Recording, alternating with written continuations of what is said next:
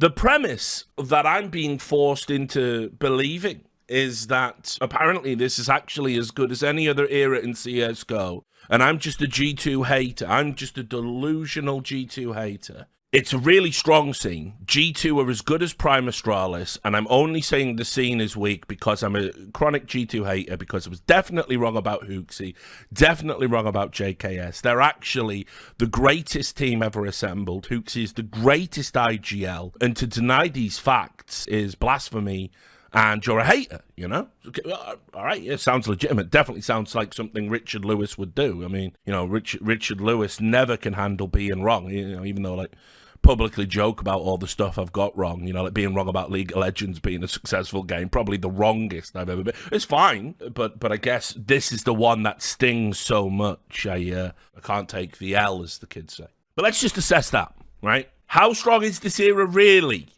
Okay, well, it's a good question. And I'm going to use it through, I'm going to explore this through the vector of respecting the OG, you fat motherfucker. No, I'm not going to do that. I'm not respecting the OG.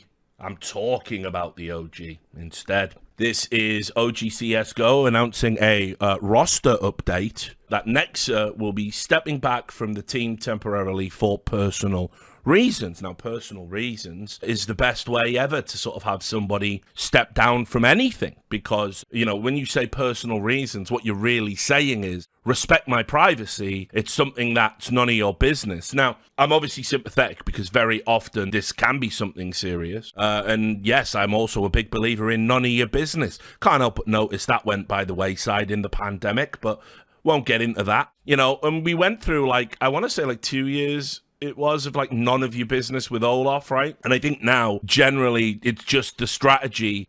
This can mean anything from a breakup to a bereavement to actually I'm leaving the team. I mean, keep in mind there's a rumor swirling around that Nex is actually joining Na'Vi. I don't know how credible it is. I don't give a shit really. CSGO's dead to me. Like that pop-up advert on Pornhub, where it's like that woman who says, my husband is dead to me. All I want to do is fuck. Well, CSGO is dead to me. All I want to do is find a good esport in a desolate wasteland. So this is none of your business. This is the none of your business roster change. And so, I don't know. I mean, it's another team, right? It's another one of the top 20 teams making a change just before a major event. Remember, we've just had a player break. We've just had Christmas. There was time to sort all of this shit out. Nobody's done that. Nobody's actually used the break to get their teams right. I said on another stream that was called Roster Pression, if you want to go look it up. We had the worst roster mania. We had the worst roster shuffle of all time. By the way, I love how we can all acknowledge that was the worst roster shuffle of all time. There just wasn't any like big premium, like blockbuster moves in this off season, and yet we also have to accept this is the strongest scene because now G2 are winning. These things don't make sense, guys. So anyway, nobody actually used the fucking break to actually fix their team. And now we're coming into ESL Pro League, which is just, remember, ESL's just remorseless, relentless, brutal, like just attritional, 12 hours of CS every day, milady. Like that fucking meme where he's just a husk of a man. Like, you know, please. You know, it's trash. Pro League, just a swollen fat tumor on the fucking neck of the CSGO season. Just there, just everyone can see it, but no one's saying anything. It's gross. It's just fucked up. Anyway, you would have thought before that you fix your teams and no one can be asked. And so we're going into an ESL Pro League where I think it's like 6, 7 teams have like stand-ins out of the top 20. Let's just, let's see if I can fucking list them all. So this is the strongest top 20 of all time, because G2 are the best team of all time. Oh, yeah. IHC, literally sponsored by a scam coin, by the way. I even forgot to talk about that last time I was live. They are 19th in the world, by the way. The strongest field of all time. Like, the Mongolian champions at number 19, though. They're using a stand-in, apparently. Someone in a Reddit thread said that they're using a stand-in for this event. Yeah, Bartak is a stand-in for Cabal, or Cable, however you pronounce it. So we jump up one, we go to Ents. Ents have just benched Valde and are going to be using someone from their academy. Just while we're there, the comprehensive failure of Valde and Ents is like staggering to me. It's so mad because there's a timeline where he's on Astralis and Astralis is still good. Nip, obviously Hampus has left. Oh yeah, they just signed Nertz today, didn't they? So Nertz will play. So okay, not a stand-in, brand new lineup, brand new 5. Ninjas in Pajamas, config, on a long-term contract. You can probably call him a stand-in because he's technically standing in for Hampus, but I think he's going to be there permanent. I don't think Hampus is coming back. But also for personal reasons. So fuck the community, none of your business. Furia just drop, I think. He's not registered to play in Pro League, apparently. I don't know if that's right or if it's an inaccurate roster that they've got on the ESL website.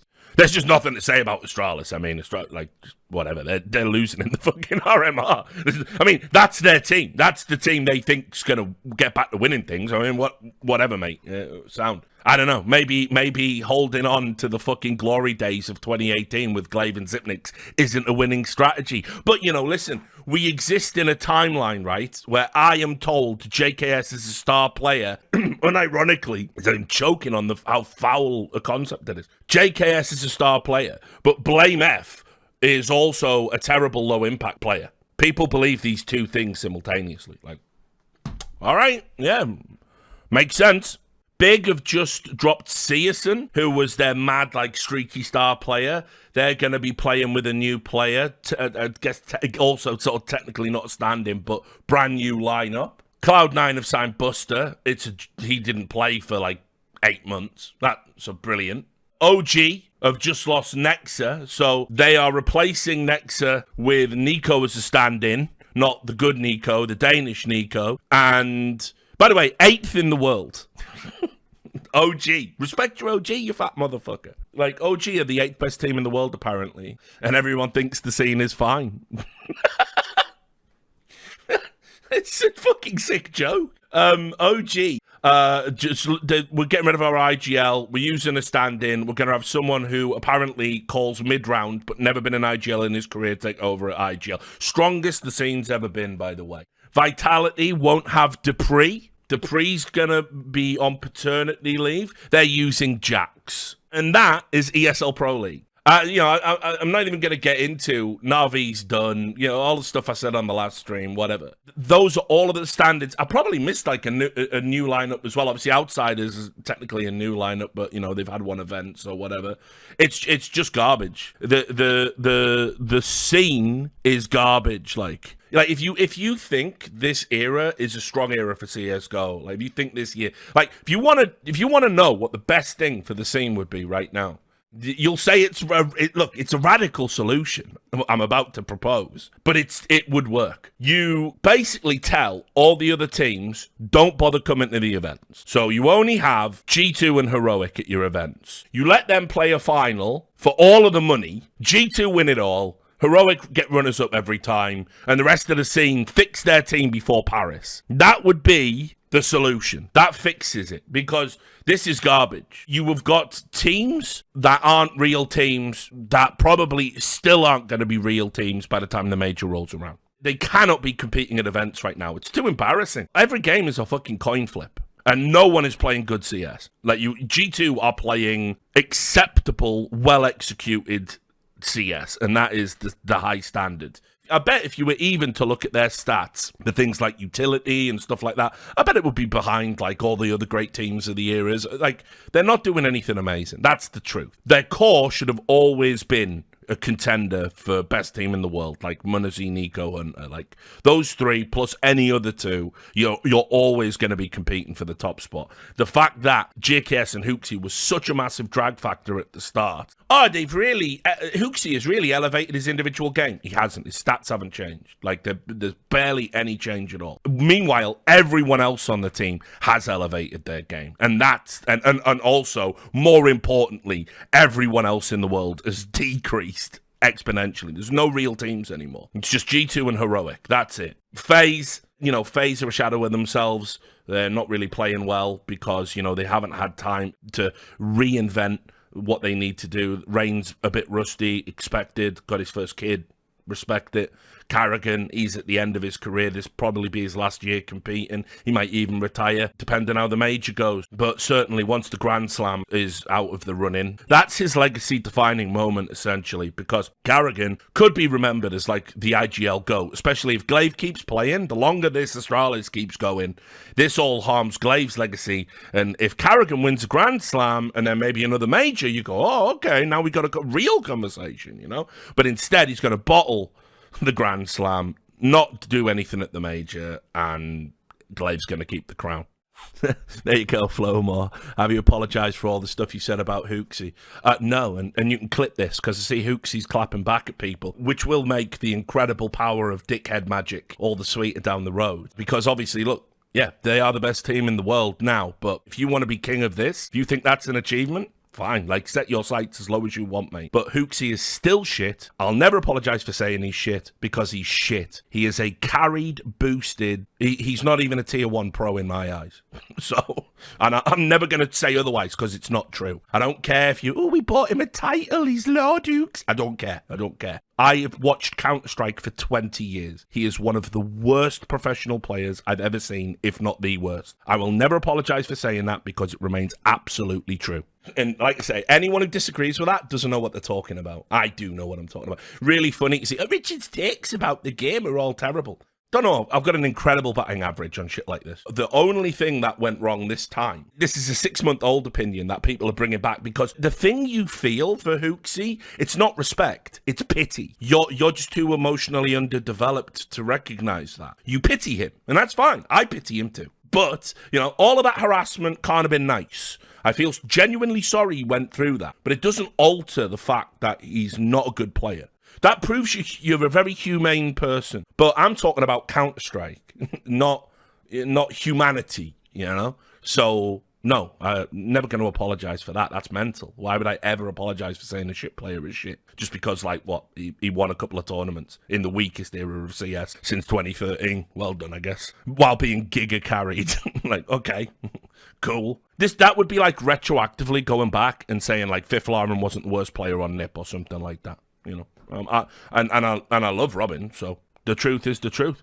Just to also top it off, just as a little thing, teams can't even be asked to fucking veto properly anymore. Like that, this is how you know the scene is so, like, diabolically bad. So we're doing these stupid fucking RMRs where we have best of ones, and I'm going to talk all about these shit qualifiers. They have been run so poorly that I don't even mind that pros don't take a major qualifier seriously anymore. How can anyone? The format's awful, and what, I'm having to log on to Gamers Club or ESEA, play with, like, ping spikes, all these other problems we'll talk about, play at, like, fucking midnight, no CSPPA around, hello, it's just an empty office with, like, 2 mannequins in. You're playing G2 in a best of 1 for a major chance to get to a major. What map would you ban? Like, what map would you ban? You don't play them on Nuke. That's what you don't do. You absolutely do not play them on Nuke. And yet, LDLC, oh yeah, look, we've just beat Astralis 16-14. We could go 2-0. What if we can, like, fluke a win here against G2 and about? They can't even be asked to veto. Like, that's how you just know. There's nothing. This scene is nothing. This scene is nothing like the old days.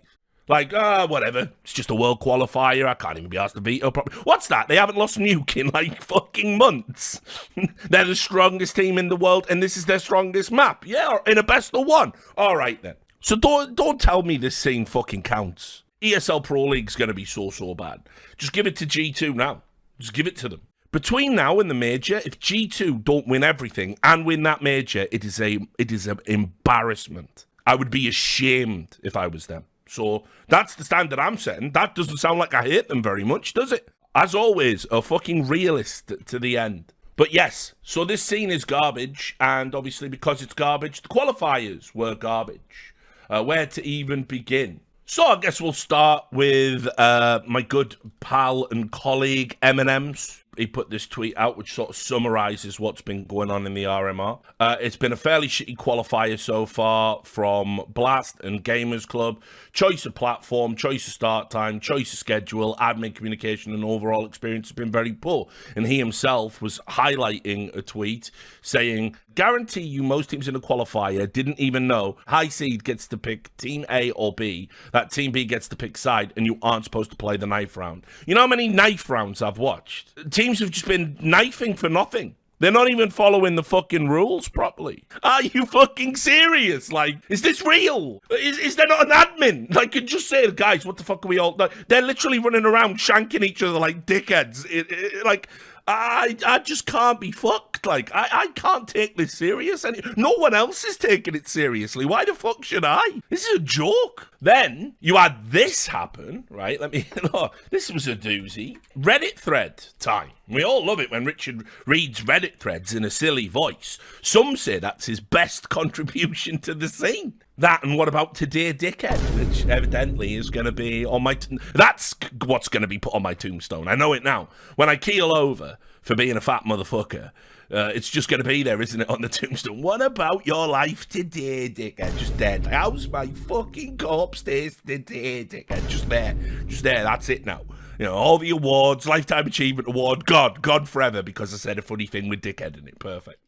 Olaf's not allowed to play in the major qualifier. What? What? Not our beloved Olaf. Due to technically still being under contract for FaZe, Blast contacted the RMR admins to inform Boomer Demons that Olaf can't play with them, and that even though they already played the first qualifier together, fucked up in my opinion. Heap ex Dignitas will stand in. Now, you might know, right, what Boomer Demons was. Boomer Demons was like Olaf and Get Right and Forest and all coming together just to have a fun time, some legends in the game, you know, going into a qualifier. This Reddit thread is wrong because Redditors are cretins. In fact, this scene is just now populated almost entirely by cretins. We're the holdouts, guys. If you're watching right now, I'm going to, apart from that one guy who came in the chat to ask me to apologize to Hooksy, you're all not cretins. We're the only ones left. It's like, I am legend. We're like fucking holding, the morons are everywhere else. Like, we're holding on. We're like scavenging for food, you know, living in the rubble. But, you know, we're holdouts. We will lose. The morons will win. But for now, the morons and the cretins, we're fending them off together, right?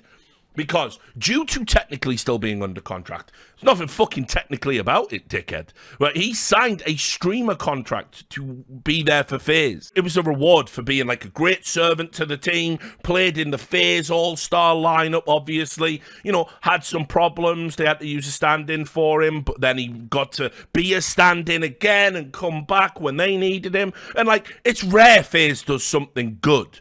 Right, it's rare FaZe actually does something with a bit of class, because they are a classless organisation. But they did something good. They said, you know what, Olaf, you want to be a streamer for us? Even though, you know, really CSGO streaming's never been a big deal. It's always been in the toilet. It's not big numbers. It's not great exposure. But, you know, you've been a great servant to FaZe, so would you like to have a streaming contract? And Olaf went, yes. Now, that means I work for FaZe now. I am a streamer for FaZe. I am taking money from that organisation to do that. And that means you forego the right to compete in things like majors. Not only, okay, did nobody notice or even think about it, right?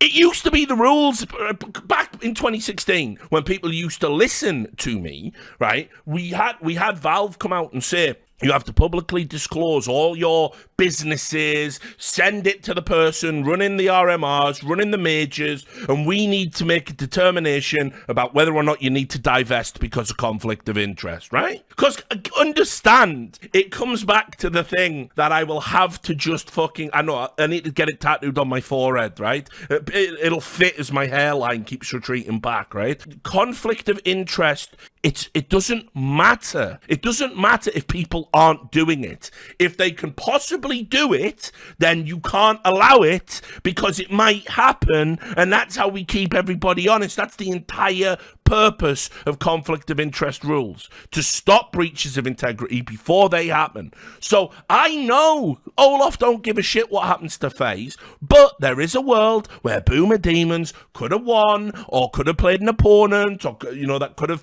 you know, could have got all the way to the major, could have played FaZe. There's all these like super crazy outliers, and so he can't play. But not only did no one even fucking notice, they let them play an entire qualifier and then retroactively said after the qualifier, oh yeah, that player was actually not allowed. They have completely perverted the outcome of one qualifier. All those teams that got beat with Olaf in should be appealing and asking to be reinstated. They should have to replay the whole thing all over again. But we can't do that. We can't do that because money and time. So fuck the rules and fuck integrity. I don't know how many teams they actually beat because HLTV, because it was a huge, like, open 512 online bracket. But you can go on Gamers Club and look at it. And basically, yes, they did lose, I think, in the end to Viperio or some fucking UK team. The bottom line is, any team they beat, that should be like a W for them. And do you want to know what the community response was? Hashtag free Olaf. You're all so fucking dumb. You're all so dumb. I can't do this anymore. You are so dumb. This team used an illegal player. They're the victims. Please end it. Please put me down. Put me down. This is a qualifier for the fucking World Championships. Also, coverage. Where's the coverage been? There are so many games, it's just a deluge of shit. And it's like, well, it's all being co-streamed, I guess. Good luck if this was your one opportunity to, like, maybe play, get some attention, get some sponsors. No one covers it. No one covers it until it's just the names that people recognise. Fuck even starting a CSGO org or team in this day and age. It is a waste of time. I will say, Jackie's been co-streaming it, so if you want to go and actually watch some of the games instead of listening to me fucking lose my mind for the next couple of hours, you can go and watch Jackie, obviously. Because the platform was organised, it was organised to be fully automated, so players could do it all themselves. I mean, this one cuts both ways, by the way. People could automatically force you to forfeit. You all get to a server, you sit there, the timer starts ticking down, and basically you sit there staring at it, and if the other team isn't joined, you can automatically forfeit. And you can see here, as if the organisation for the RMR couldn't get any worse. We get knocked out by a team abusing forced surrendering. They're going to make the closed qualifier without playing a single game. Make sure you join the server fast enough tomorrow. There's two parts to this. This is some old school shit. Back in the day, right, like, and listen, I've done this. You used to play? Oh, yes. Oh, come around and let me tell you about the good old days of clan-based children. I was an IGL.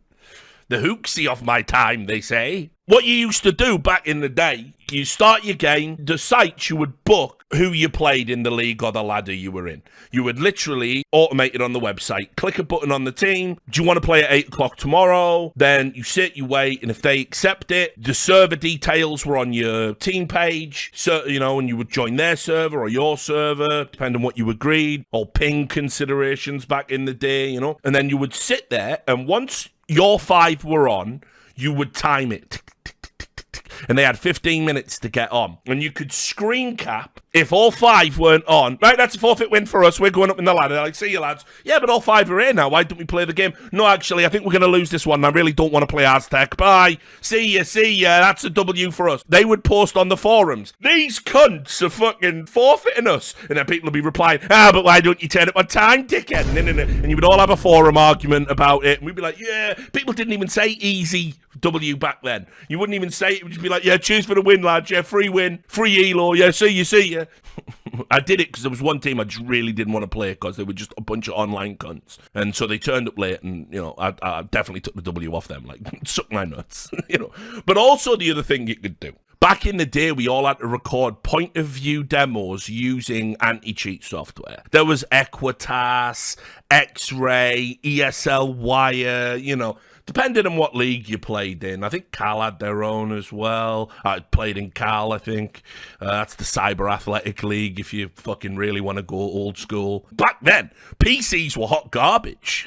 and all the anti-cheat software was bugged, intrusive malware, essentially. That's what we used, right?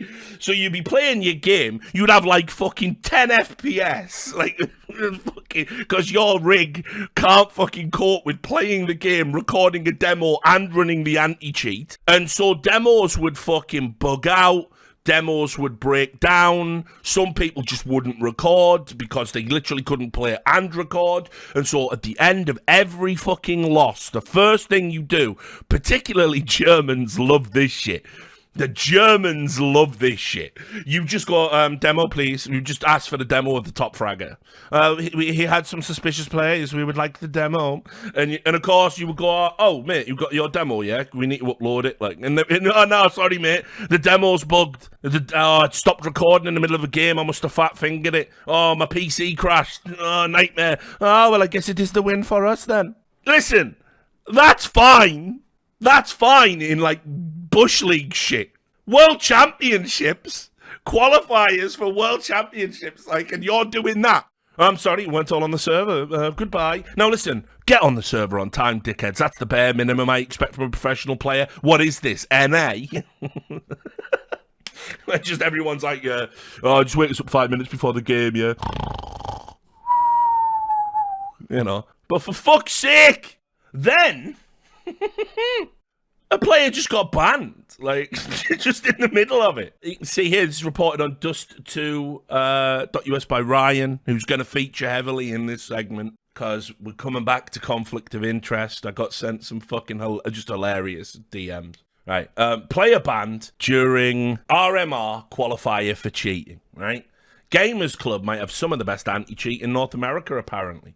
During the round of 16 for the first Blast TV North American RMR Open qualifier, Pot/Port was kicked from the server before the start of the match between Strife and Funmix. Many were confused why the player was removed, as his profile stated that the user had their account blocked due to a violation of the terms of use. During the game, however, Gage Infinite Green and Bobby Stamina Etram, good lads, good players as well, relayed that they heard from an admin the player was banned for cheating. Additionally, in the official Gamers Club NA RMR Discord, Dust2.us asked if the user was actually banned for cheating, and another admin confirmed that was indeed the case. Pot, who was played for the 3 and 6 Peakers Advantage, Davey, Peakers Advantage team in ESEA, advanced this season, was removed from the roster after the ban was confirmed by Gamers Club. As of the time of writing, the user has also changed the name on their ESL profile to Cheater and Roid User. It was really funny, actually. Dick Masterson said, like, I was saying, you're not normally someone I would talk to, because you as a guest, you're a little bit out of my wheelhouse, you know. And he said, "What's your wheelhouse?" And I said, I've been writing about fucking competitive video games for 20 years, and I've wasted my life. And he went, "Oh yeah, you have." He was so, yeah, there's nothing you can say about it. Like, this is fucking, yeah. Right. Player ban during the RMR. So we even had a little cheating scandal in North America. By the way, North American scene, just burn it all down, I guess. It's over. It just is over. Meanwhile, like, I've been watching Valorant this week, and it's like, okay, yeah, there hasn't been a crowd there in Brazil, which is like, but it isn't the weekend yet. So when it is, okay, let's see. But otherwise, it's going to be pure Corralho madness again, but whatever. I was watching that, and meanwhile, I'm seeing, like, North American CS players, they're looking sick, doing some crazy things, had some really fucking good series even in the start of it, and I'm just like, yeah, North America's never coming back.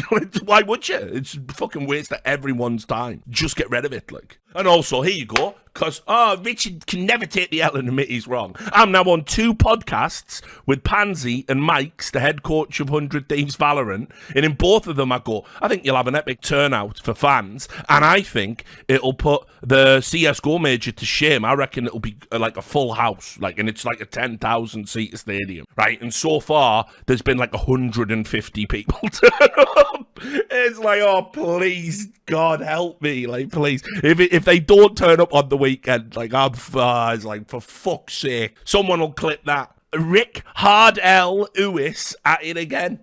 To be fair, they did turn up for Loud, and Riot did restrict it so only 1,500 people could, so it looks better. As I said, that's an industry standard. Anyway, we did have players complaining about the times, because obviously, depending on what region you're in, it's fucking wild. Some die young. He put this, I'm not going to click on that, but it's like someone saying, what? These are times from the European 10 o'clock, 11 o'clock, and midnight. Turn up and play super important best of ones for a world qualifier. At the other end, I think North Americans and South Americans got fucked by having to get up super early. I think their shit's... I know, listen, super early in esports is 9 a.m. Oh my God, what, you woke up at 9 o'clock? What? But anyway, the times of this stuff is fucking trash. It's again, there's no prestige to any of it. The narratives about the major are meant to begin here. No one's even... There's not even an official broadcast. You could do a super... And by the way, yeah, also, these times have absolutely blown my head moderator Jice's mind. I can see him typing in the chat. I can also see Anders has turned up in time. Yeah, hello, Anders. Good to see you, mate. But this Jice's finish, right? Now, don't hold that against him. As I've said many times, the rich chord, by the way, if you're not on the Discord and you want to see all of what my rant's going to be about in real time as they happen, as my brain melts down and I'm typing in the chat, just throwing it out into the void, press exclamation point Discord now and you can go and join. And we're friendly. And even though we have had someone leave for being bullied, but I'm fixing that. He's coming back. It's going to be all fine. Don't let that put you off. And don't let the fact that it's a Finnish enclave put you off either, because I think all the moderators and loads of the regulars are Finnish, and they just sit there and they just post about I don't know, fucking War Thunder and fucking whatever. Just let them. They're fine, They're fine. They just. Just let them do what they're doing. But anyway, Jice is losing his mind because Havu is playing at some fucking crazy time. So he's going to be sat there in the dark, oh no, my beloved Havu, Per Kelly. Oh no, sorry, Jano, not even Havu, Jano. That's Arlu's team. So the times suck. Right, I think we can do the conflict of interest. Right, so things that happened in this RMR, right? Fallen's Imperial were playing in this qualifier, right? That's all fine and good, I guess. Then you also had MIBR, right? MIBR were playing in the RMR that was being run on the Gamers Club platform. And so the issue with that is their parent company is Immortals Gaming Club, and they own the Gamers Club platform and MIBR. Immediately, I'm I don't know, someone should probably say something about that maybe, but okay, whatever, I guess it's not a big deal, right? I guess it's not a big deal that MIPR are in this competition. Their parent company also owns the tournament platform that qualifiers are being played on. It's a clear conflict of interest because obviously the tournament platform, they act as the anti-cheat, they act as, arbitrators in any disciplinary decisions. And so one of the regulars on the Rich Chord got into an argument on Reddit with Ryan from Dust 2, and he sent me this, right? Now, keep in mind, Ryan is an editor of Dust2.us that we saw, right? He's a journalist, but not just a journalist, as the editor. They used to have a good newsman over there, and they put Ryan in because essentially they want to go in a more they want to increase traffic, and he's apparently the master of clickbait and virality, right? So, it's fine. It's fine to be that type of publication. But if you're an editor, I would expect you to know about things like journalistic ethics, conflict of interest, just these basic concepts, because you might have to, tentatively write around a story where you're going to need to know about these things. He made some comments saying it isn't a conflict of interest, that this is not, and then did the old classic. It's not a conflict of interest because if they did anything wrong, we would notice. What is the explicit conflict of interest, and what potential harm do you believe might reasonably happen because of this situation? The comment lists some potential, which is just the shit I've just said. But then he's also said all of the things you listed. So, just to be explicit in what the examples were. For example, okay, you could, if a team was playing against MIBR, you could, route the ping differently. You could, say somebody was cheating when they weren't. You could let MIBR cheat and not flag it.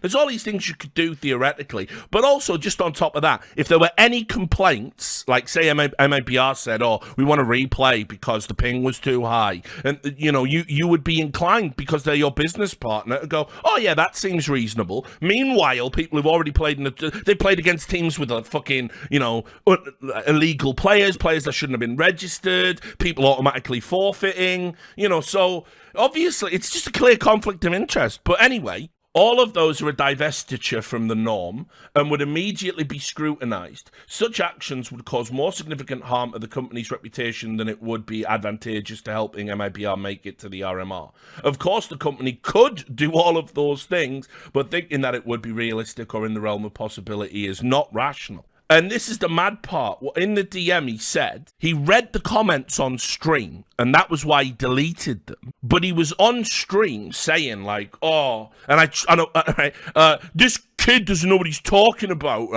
right? And then deleted the fucking VOD. Deleted the comments and deleted the VOD because of the shame, I guess, of not being able to just handle that. You've explicitly said there, Ryan, that you get it as a conflict of interest because those things could happen. You've explicitly said that. So we've even got a big, brutal conflict of interest right at the heart of the RMR. So how can anybody take any of this shit seriously? Being played in fucked up time zones, no official stream, no coverage, illegal players allowed to play, people not even following the rules. Let's all have a knife round. This is a joke. This whole thing's a joke now. It's a joke. This is like 2005 levels. For real. I was there. So there you go. Hope you're enjoying the RMRs.